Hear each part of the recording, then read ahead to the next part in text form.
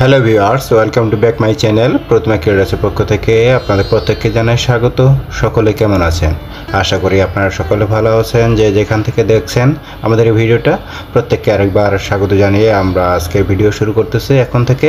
তো আপনারা আমাদের ভিডিওটা প্রথম থেকে শেষ পর্যন্ত দেখতে থাকুন। ভিউয়ার্স, আমরা চলে এসেছি মগবাজার অ্যাট দ্য টেবিল নামে আমাদের এখানে একটা রেস্টুরেন্ট হয়েছে, সেই রেস্টুরেন্টে।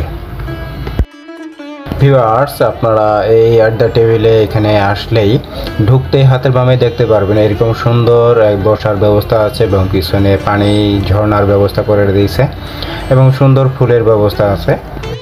আর দেখুন, আমরা এইখানে ঢুকেছি। এখানে ঢোকার পরপরই খাবার অর্ডার করেছি। তো খাবার অর্ডার করার সময় এরকম একটা টোকেন দেবে আপনাদেরকে, যার একটা ডিভাইস, এর মধ্যে কল আসবে। কল আসলে পরে এর মধ্যে নীল বাতি জ্বলবে, তখন আপনার খাবারটা হয়ে গেছে মনে করবেন এবং খাবারটা নিজেকে নিয়ে আসতে হবে।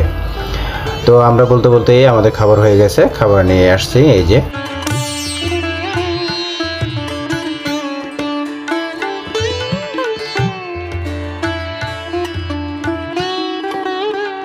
আর চন্দন এখানে বসে আছে, ওই যে মামনির ব্যাগ, এবং শ্বশুর মশাই আসছে। সে চন্দনকে বলতেছে যে যাও তোমার ভাগ্নিকে ডেকে নিয়ে আসো। তো ভাগ্নিকে ডাকতে যাবে।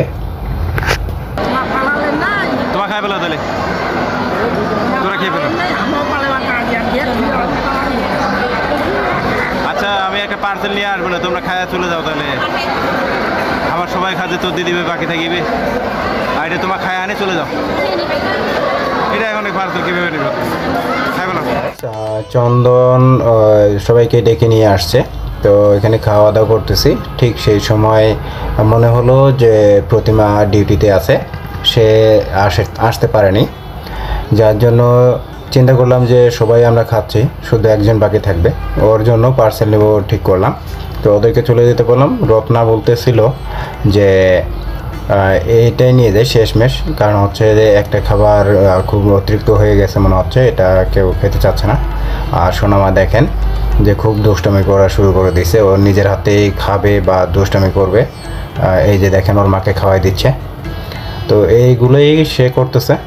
তো সব মিলিয়ে এখানে আসলে সোনামা অনেক ভালো একটা এনজয় করতে পারলো বলে মনে হলো, আর সাথে আমরাও।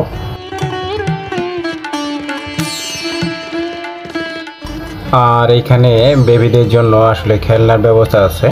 তো এই যে দেখেন আমাদের সোনামা এবং আরেকটা সুন্দর বাচ্চা আসছে। তো দুইজনে এই যে খেলতেছে এখানে।